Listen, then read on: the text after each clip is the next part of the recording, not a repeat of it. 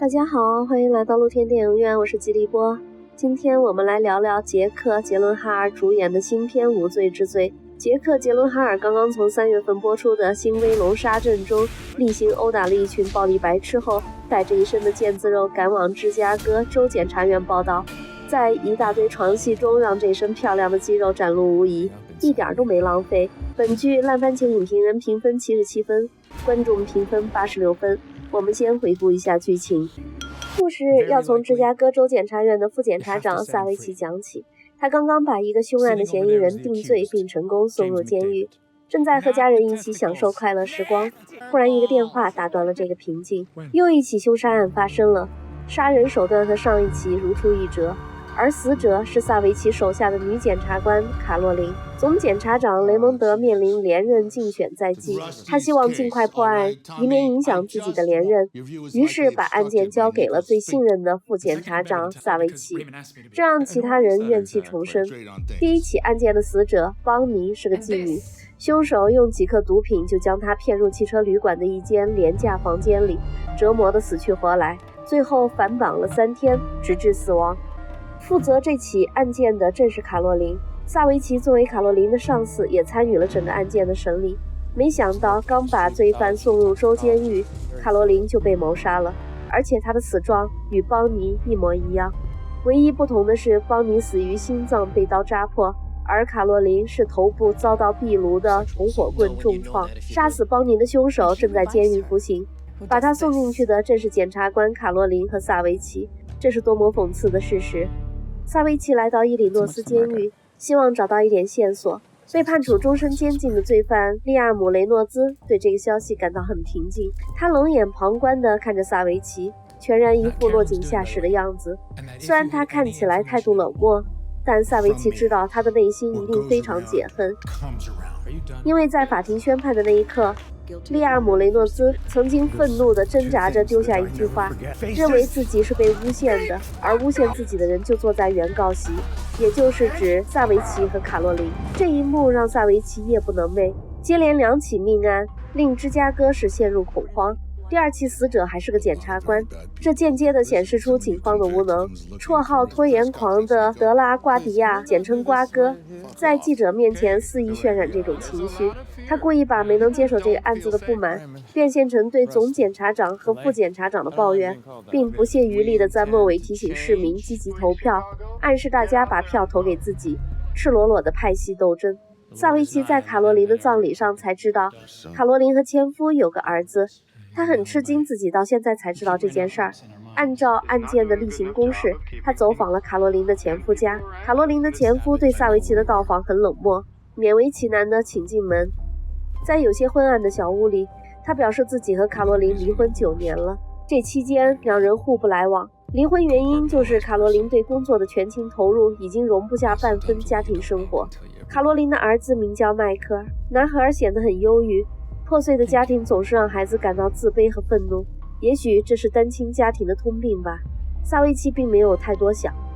回到办公室，尸检报告已经寄到，里面显示卡洛琳怀有身孕，而萨维奇沮丧地把报告丢在了桌上。案情通报会上，瓜哥一伙的汤米表现得阴阳怪气，他也对萨维奇负责这个案件很不满。萨维奇耐心地介绍案情进展。在尸检报告中，卡洛琳身上和衣服上残留了很小一块不属于她家的地毯纤维，家里没有打斗痕迹，熟人作案，死于头部3次重击。汤米追问捆绑尸体的绳子，那是一根满大街工具店都能买到的普通绳子。而对于卡洛琳怀有身孕一事，萨维奇只字不提，故意隐瞒下来。汤米直接发起了牢骚，话里话外满是指责，毫无头绪的调查。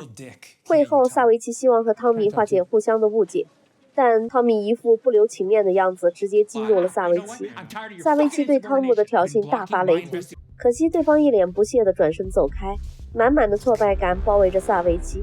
竞选还没开始，大家已经迫不及待地开始给萨维奇和总检察长泼脏水了，而且明目张胆的挑衅。这种愤怒让他在碰到记者时直接把内部矛盾丢上台面。他表示大家都在兢兢业业地埋头苦干，而拖延狂瓜哥却无所事事地在背后捅刀子，为了拉选票不惜抹黑同事。而瓜哥之所以被称为拖延狂，全因为他从来没有靠证据打赢过一起官司，全靠无休止的拖延来让被告人付不起律师费而签订认罪协议。这一幕在电视台播出，可真是劲爆的新闻。连环杀人案未破，又上演了一出检察院内讧的狗血剧，吃瓜群众真是喜闻乐见。检察长雷蒙德对萨维奇的仗义直言自然是很喜欢，但被点名道姓的瓜哥真是崩溃至极。从电视上看到萨维奇这番激化矛盾的发言，最担心的是他的妻子芭芭拉。他想起萨维奇曾经和死去的女检察官卡洛琳有一段不伦之恋，这个丑闻如果被发现，就会影响萨维奇的事业，甚至家庭和孩子。但是萨维奇向妻子解释，案子他已经接了，话也已经说了，人也已经得罪了，没有别的选择。妻子一想到这段几乎导致两人离婚的婚外恋，就愤怒不已。他警告萨维奇最好像承诺的那样，与卡洛琳已经断干净了，否则自己随时可以带着孩子们离开。但事实是，萨维奇确实没有断干净，至少在心理层面他做不到。于是来求助心理医生，可惜心理治疗一般都从翻旧账开始，那些与卡洛琳的纯性之爱历历在目，连想一想都能让人马上堕落其中。所以萨维奇的心理治疗只是治疗了一场寂寞。时间很快就来到了2周后，瓜哥竞选成功了，雷蒙德失去了总检察长的职位，萨维奇也不再是副检察长，而顶替他们的正是瓜哥和汤米。两人在庆功会上眉来眼去。萨维奇依然来上班了，他负责的案件都交了出去。连任失败的雷蒙德引咎辞职，正在收拾东西。新上任的瓜哥带着汤米安排了一个碰头会，来炫耀自己的胜利。而在这个会上，汤米拿着在卡洛琳卧室里找到的萨维奇的指纹，质问他是否和卡洛琳有私情。这板上钉钉的证据让萨维奇无法否认，这也让老上司雷蒙德大感意外。汤米直接提出卡洛琳遇害时怀有身孕的事，萨维奇瞬间陷入百口莫辩的境地，甚至让人怀疑他与卡洛琳凶杀案有脱不掉的关系，同时也让老上司雷蒙德失望之极，而且愤怒地表示自己真是瞎了眼，这个案件真是所托非人。萨维奇也坐实了道德败坏的名声，从单位落荒而逃。汤米还不忘追上来要求他做个亲子鉴定。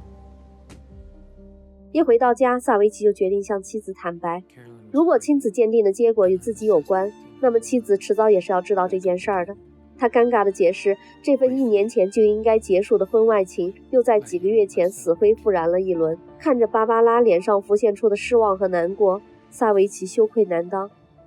知道这件事情的人越来越多，雷蒙德的妻子在知道后，一边埋怨老公后知后觉，一边同情芭芭拉的所托非人。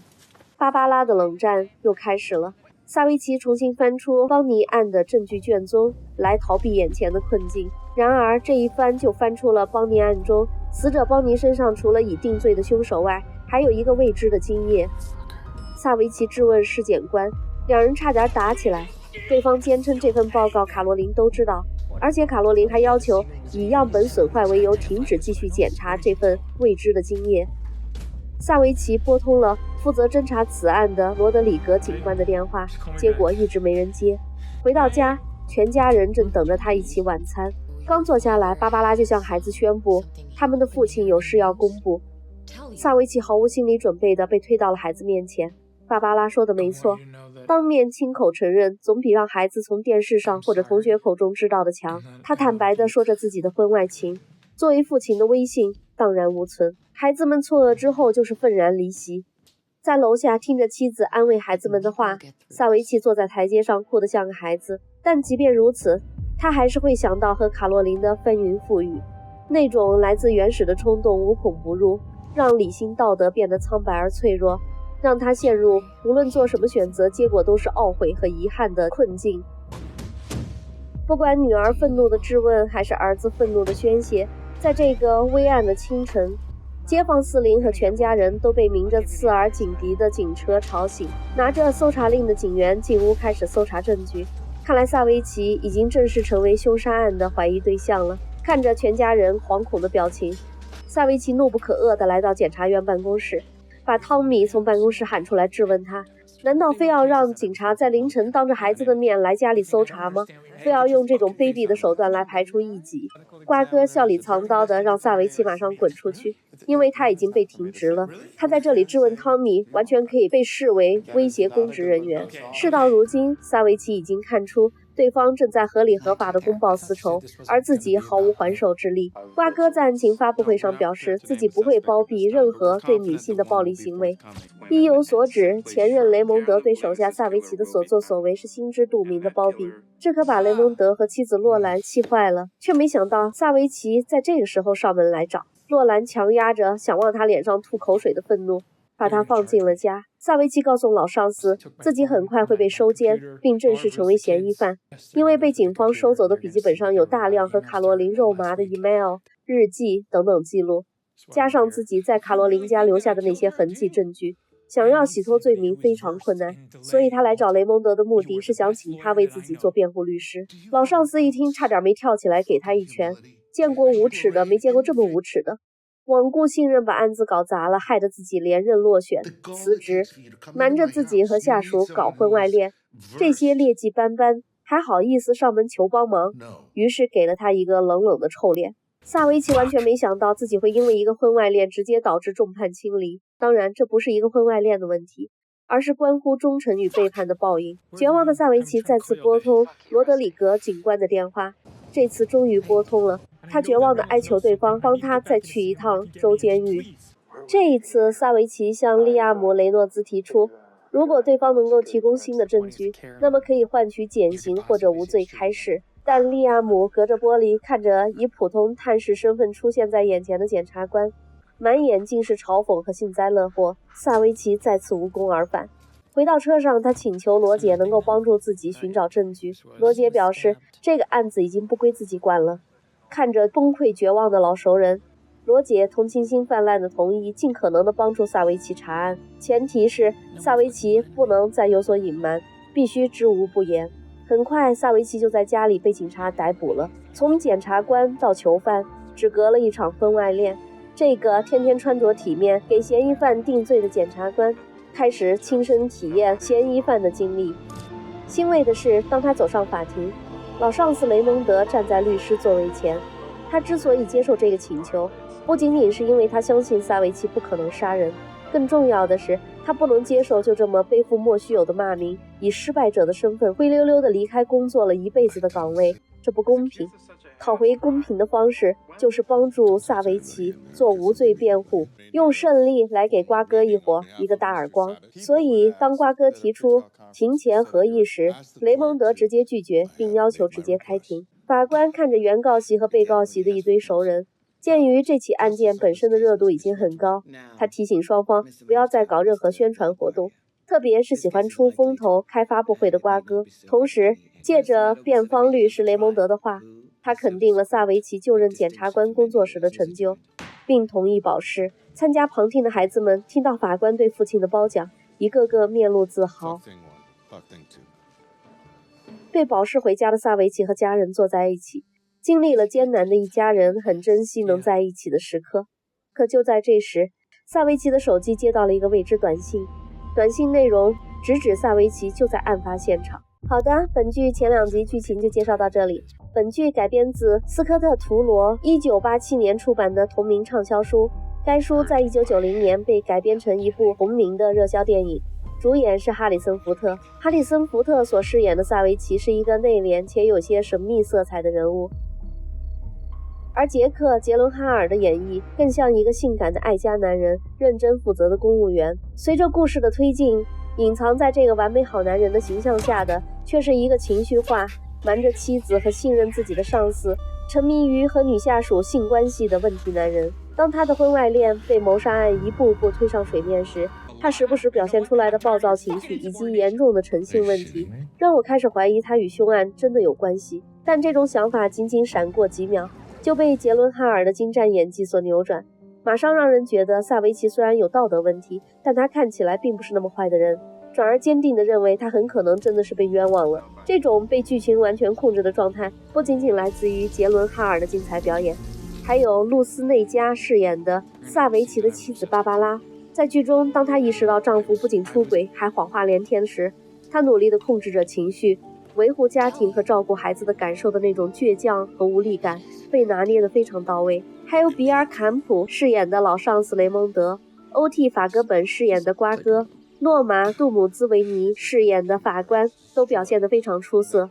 而整个演员表中最有趣的角色是杰伦·哈尔的姐夫彼得·萨斯加德，他扮演那个自鸣得意、令人讨厌的油腻的检察官汤米。他与萨维奇在剧中是真正的冤家对头的存在，把一副舔上司踩同事的小人得志演绎得入木三分。